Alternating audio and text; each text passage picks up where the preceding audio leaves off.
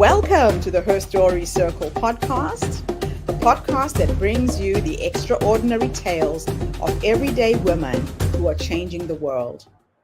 I'm your host, Gertrude Mache, and I'd like to acknowledge traditional custodians of the land on which we meet today. I also like to pay my respects to elders, past, present, and emerging.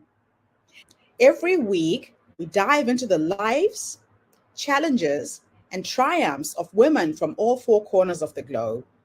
We're here to inspire, enlighten, and connect, sharing stories that uplift and empower. So grab a cup of coffee, settle in, and join us as we explore the incredible journeys of women shaping our future. This is Her Story, where every woman's voice matters. Hello, everybody, and welcome back to the Her Story TV and the Her Story podcast. This is Gertrude Mache here in beautiful Wellington, New Zealand. And today I am blessed with the presence of yet another fascinating woman. Welcome, welcome, welcome to our tribe. Please tell everybody your full name, where you're based, how old you are, and share your story with us today.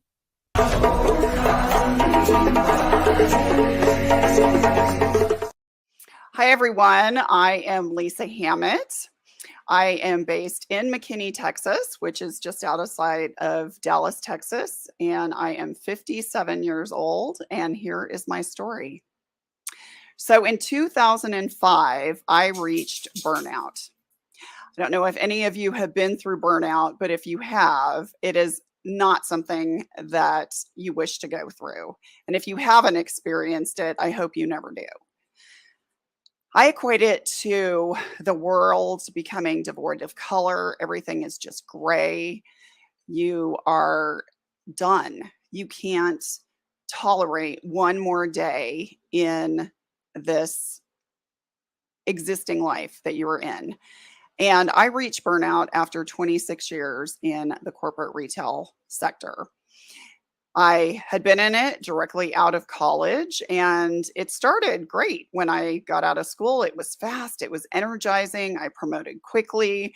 When I was young, it didn't matter if I worked 80 plus hours a week on holidays, weekends, it was fun. And then it started to take its toll. And as I got older and married my spouse, it was challenging. And my last stint in the corporate sector, I was so stressed out that I had developed stomach issues and chronic migraines. I was 65 pounds overweight. My relationship with my husband was strained. It was just an awful place to be.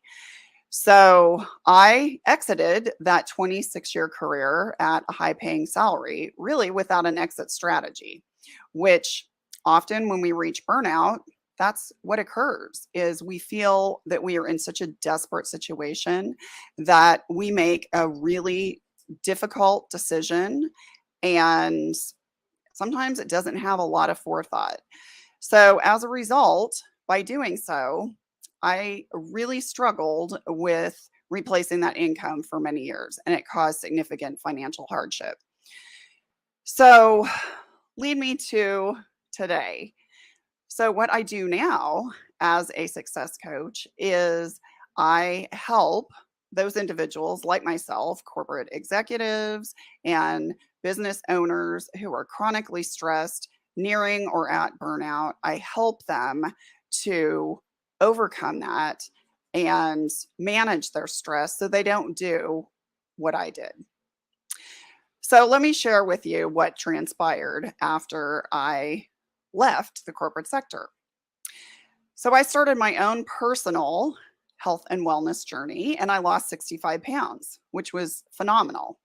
And I joined the direct selling industry, and I had a phenomenal ride for 16 years. It was amazing. Did a lot of self-development, really came into an incredible community of women. And that's what speaks to me so much about this platform, because when we are in a strong community of women, we can do amazing things, and we can lift up and support each other in ways that we didn't even think were possible.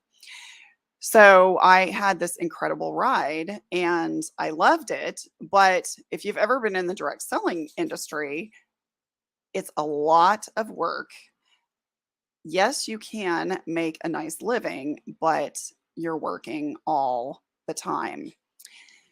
So during the time that I had lost the weight, I started working as a health and wellness coach for a very large global health and wellness company. And for the past 11 years, I have continued to do that health and wellness coaching. And I absolutely love it. And what is so empowering to me is really seeing people develop confidence and really develop just this life that they never thought was possible. And it's incredible to see that metamorphosis. So I did that alongside the direct selling industry, and it was great. But then COVID happened. We all know, lovely COVID, and the direct selling company that I was a part of actually closed its doors. So I was left with a very part-time coaching job, which I loved and I was passionate about it. But what do I do? What do I do? And I believe in divine intervention. And I believe that we are given signs throughout our life. And I had people coming to me from various aspects of my life, from the direct selling world, from way back when I was in the corporate sector, to current friends who approached me and said, I need help. This pandemic has me so stressed out. I don't know what to do. I need help. So that was really how my health and wellness journey as a success coach was born. Were people coming to me, which I do believe I was divinely led in that direction. And it has just been amazing. So throughout that journey, I actually decided to get my life coaching certification because health and wellness is really emotional eating, for example, is just a byproduct of a bigger issue. And getting to the root cause of really determining what is causing that desire to reach for food and to react to certain situations. So I got the life coaching certification, and now I can really help people get to the root cause of what is impacting them. I'm also working on my positive intelligence certification, which, if you're not familiar with positive intelligence, it is really based on neuroscience and cognitive behavioral science. And it's really the study of the left brain and the right brain and how all of our negative emotions bubble up from our left analytical brain. And what's interesting about the left brain is we were really designed as humans to only problem solve one thing at a time. But one of the biggest stressors in life is due to multitasking and taking on too much responsibility.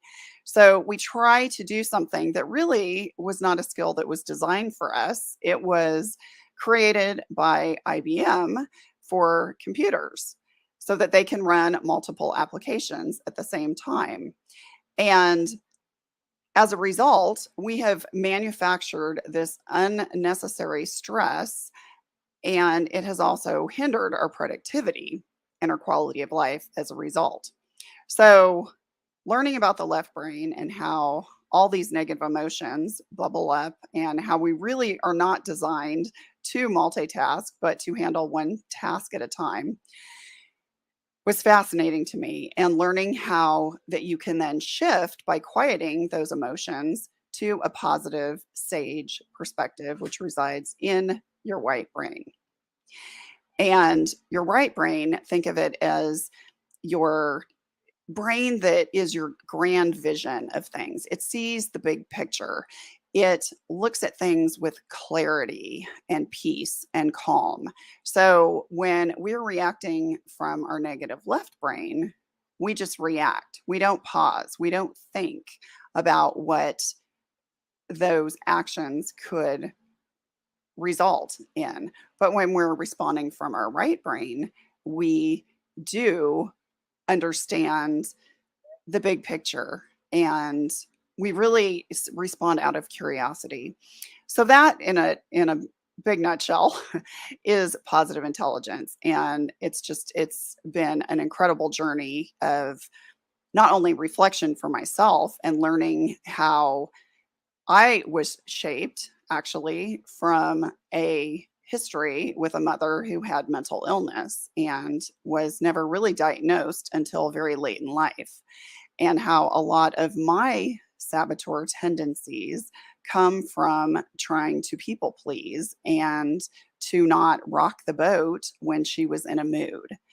And learning these skills not only has helped me to better understand my behavior, but can recognize that type of behavior in others and help them. So that is really kind of the full circle of where I am today. Wow. Lisa, what an amazing life you've led up until this point. You touched on so many things that affect women. We are constantly giving, and the people pleasing that you talk about, it's so ingrained in us. We give until there's nothing left, right? Yes. So if there is a woman who's listening to this interview right now, and she knows she is at that breaking point, or maybe she doesn't even realize it, because sometimes you do this on autopilot, what would you have wanted somebody to say to you when you were at that breaking point? Give us 3 nuggets of wisdom. The first thing is you have to take time for yourself. And as you have said, as women, we have always had to be the caretaker for everybody else. And not only is it important to put ourselves first so that we can better care for other people, but it's necessary just for our overall health and well-being. So first and foremost, we have got to make time for self-care. And that doesn't mean clearly checking out for days at a time, but maybe it's enjoying a steaming cup of coffee or hot tea, or spending time in prayer or meditation, or going for a walk, and just really taking that time for yourself. So that, I would say, would be first and foremost. And then secondly is really consider the influencers in your life. And influencers could be people, they could be your environment, it could involve television, news, social media. And if any of those influencers that is occupying a good portion of your time is creating unnecessary stress or excessive stress, then it needs to either be eliminated or dramatically reduced. Now, with that said, clearly, if it is a family member or you are employed and it's somebody that you're working with, you might not be able to remove them from your life, but you can try to limit the exposure. And I'll use for an example, I stopped watching the news years ago because every time I watch the news, I get anxious and agitated, and I can't do it. So I stopped doing that. So self-care and your negative influencers. And I would say the third thing is you must be kind to yourself. You are not a superwoman. And that doesn't mean that you're a bad person. Nobody is a superwoman or a superhuman for that matter. We're all human beings, and we are not perfect, even though we like to think we are, and we like to hold ourselves to different standards sometimes, but we are not. And we have got to recognize that we are flawed and messy, but it's okay because we were made that way. And we're also amazing. I love that. That's some really valuable information there. The whole self-care piece is absolutely crucial. So throughout the pandemic, COVID seems to have presented us with some Magical opportunities. Some people are seeing it, some people aren't. What would you say has been the biggest advantage or the biggest outcome that you've received from the COVID pandemic? It was COVID was one of the best blessings in my life, and I'm not saying that in any way to belittle those who truly suffered or lost loved ones, because it was horrific in so many ways. But it really enabled me an opportunity to do a lot of self-reflection on myself, and not only be a better person myself, hopefully, but how I can better serve people. And it really enabled me to take my life full circle and lean into those years when I reached burnout. And how can I take that toxic experience and help other people, with my 11 years in health and wellness coaching and my life coaching background and positive intelligence, and how can I serve others to prevent them from getting to that point. And also, stress isn't going away. The pandemic, okay, it might not be quite as bad as it was, but it's not gone. And stressors will continue to be there. And burnout is very relevant. And being able to really manage stress in the moment so that you don't allow yourself to get to that point, that is tremendous. And I think that was the biggest takeaway for me. I also had a relationship that was, I guess, a dysfunctional relationship that really came to a head during COVID, but it was a necessary confrontation on both of our parts that needed to happen, and both of us we're friends, very good friends now, but it took a lot of learning, and it was just a great growth opportunity. So, Yeah, and we found that a lot of people's relationships were affected. mhm, People were forced to be in the same space for 8 hours of the day, whereas normally one goes to work, one stays at home, or you're going to different workplaces. A lot of relationships either broke down completely mhm, or they became stronger. So that's a really interesting observation. So now let's talk a little bit about this specialty area that you've tapped into, positive intelligence, mhm, and really understanding our brains. mhm. Give us a bit of an insight of how the brain works on the left and the right, and what the difference is. Okay, so our left brain, again, it's our analytical brain, and it was really designed to help us solve problems and to do that very well, but only one problem at a time. And as I had mentioned earlier, unfortunately, as humans, we have a tendency to want to multitask, which is actually something that humans were not designed to do. But so we do need our left analytical brain to help us solve problems, which is great. But when we are living too much in our left analytical brain, that is when all of that negative dialogue that we often manufacture, that's where it all resides. Whether it's anger, shame, blame, stress, anxiety, disappointment, all of those negative emotions reside in the left brain. Your right brain, which is your happy brain, that is where your peace, calm, clarity, big picture resides. So when you are responding from your right brain, you are more clear headed. You are less likely to negatively respond to triggers.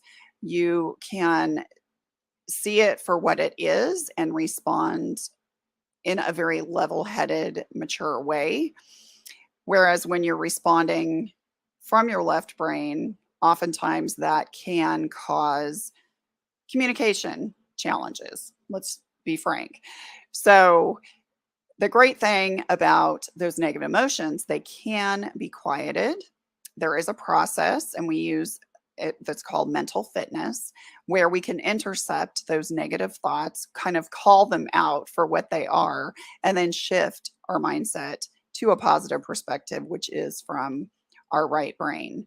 And this can handle all negative emotions. It could be, that voice that's telling you, oh, I'm never going to lose weight. I can't do this. I'll never be successful in my job. Oh, I'll never get married. Or, oh, no one would ever love me, or whatever. All that negative mind trash that we say, it can all be quieted, and we can look at life very differently. So the end result of developing mental fitness, how it will benefit us truly the most, is better productivity in our jobs, better communication between those we work with, those in our friendships, those closest to us, and also just our overall health and well-being. So those are the big, really, takeaways from positive intelligence. And what I love the most about it is when you develop mental fitness, the technique that is used, we call it a PQ rep, and it's basically engaging your senses. So when you engage your senses, you could look at something very intently, just looking at it as if you have never seen it before, and noticing colors, shapes, textures, maybe a reflection in the surface. You could focus on something that you can hear. It could be a distant sound like a passing car, or you could focus on your breath.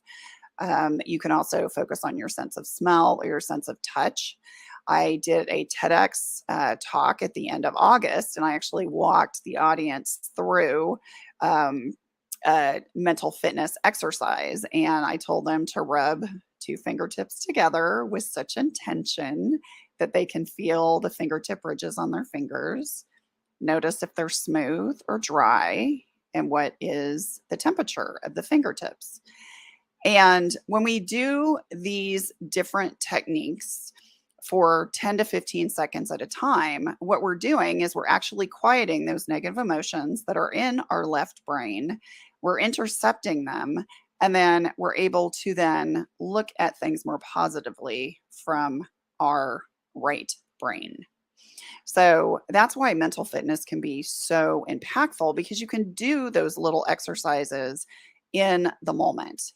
And especially for people who are in a high pressure job, let's say a doctor or a business executive, and maybe they're triggered or under, extreme stress in the moment. You can't just say, excuse me, I'm going to go in the other room and I'm going to go practice some yoga or some deep breathing exercises for a while. It's like, those are great. And I'm not trying to negate that they're not good things to do when you have the time. But in the moment, you can't necessarily do that. But if you focus on, let's say you're in front of somebody and you're being triggered, if you focus intently on the iris of their eye, notice the shape and the color of it while they're talking. It's quieting those negative emotions. Or rub your fingertips together. You can do that in your pocket or along your side, and people won't notice. So you can really start to manage those things in the moment before they escalate. I absolutely love that. Those are some really beautiful little tips and gems that we can take away today, just to shift focus from what's triggering you. I love that. Now, if I can teleport you into the future, and let's have a little thought experiment. You are now 100 years old, and you are sitting in your rocking chair, surrounded by your family, your dogs, your cats, whoever is with you at that point. If you could go and have a conversation with the future you at the age of 100, based on how you're living your life right now, what would you say to this wise woman who's led you to that point? I would say, don't stress about the small stuff. And I know we've heard that before. It's a coined phrase, but stress, clearly I've struggled with stress before. It's what led me to burnout. And I'm not going to say I'm cured from it, but I know how to better manage it now. But it's very easy to become stressed over things that either you can't control, or unnecessary stress, even on things that you can control, but it's just too much. You just need to let that go and really focus on what's truly important. And what's truly important are the relationships that you have with people, the quality time that you have with people. And yes, work is so important in some ways, especially if you have a mission similar to what you have, Gertrude. And I feel like I have a mission and a calling too to help others. But it shouldn't be the end all in your life, because you don't want to look back on your life when you're 100 and say, oh, I worked really hard. I mean, how sad is that? You want to think about the lives that you touched and how you impacted them. And maybe there was somebody who didn't think that they could ever achieve their dreams, and look at them now. Maybe they never thought they would amount to anything, or that they would lose weight, or they didn't have any confidence. And look how maybe even the smallest thing, like a smile or a hello to somebody, as you passed by them on the street and you didn't even really know them, but just by the way you looked at them, there was just some kind of connection. It's those things that really, really matter. And to focus on those and to listen to your intuition or your gut, however you want to say it, but to really listen, because it's smart. And if something is difficult, unnecessarily difficult, and is causing you a lot of stress, it's probably not the right thing to do. Or maybe you're trying to do it the wrong way. So it's reevaluating, okay, what is making this so difficult? And, how can I get to my right brain in the space of ease and flow? So again, don't allow yourself to get unduly stressed on just stuff that's not important. Focus on those relationships, with others, and truly what is most important in life, how you can impact the lives of others. Beautiful way to end this segment. Thank you so much, Lisa, for coming online today and gracing us with your presence and your wisdom. Thank you. This has been amazing. Thank you to everybody who's tuned in today. The Her Story Circle is attracting some pretty phenomenal women. Lisa is going to be one of our speakers at our first in-person summit in March 2023. So we've been doing a lot of things online, as you know. And for the first time, we're going to be meeting in person in Washington, D.C. She'll be running a workshop. Give us a bit of an insight about the masterclass that you will run, Lisa. I'm going to really go more into positive intelligence and really educate people on, the science behind it, and really the foundation and the case studies, and really share the validity of it. And then talk to people about, okay, so your left brain, let's talk about your saboteurs. Those reside in your left brain. And let's talk about your sage perspective, which is your right brain, and understanding how those work together. And I will actually walk the audience through a mental fitness exercise, a little more lengthy than what I did in my TEDx talk, but so that people can actually really learn the technique for themselves, so that when they leave the masterclass, they have some tools that they can use to help them quiet their negative emotions. So that is what I'm going to be focusing on. Fantastic. Thank you so much, Lisa. If anybody wants to get hold of you, I assume it's through your website that we have scrolling at the bottom of the screen. Please connect and get in touch with Lisa. And thank you to everybody who's tuned in today. I'll be back again tomorrow with yet another amazing guest. In the meantime, have a fantastic day, morning, or evening, wherever you are in the world. And Lisa, thanks again for the interview. Thank you so much. It's been a pleasure. Bye for now, everybody. Thank you for tuning into the Her Story Circle podcast. I hope today's story has inspired you to believe in the power of our stories and the difference you can make in the world when you use your voice. I'm Gertrude Mache, and it's been an honor to share this space with you, where voices from all walks of life come together to weave a rich tapestry of diverse perspectives.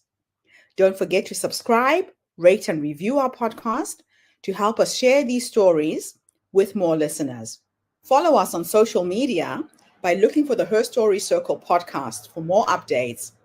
And join us tomorrow for another episode filled with courage, resilience, and empowerment.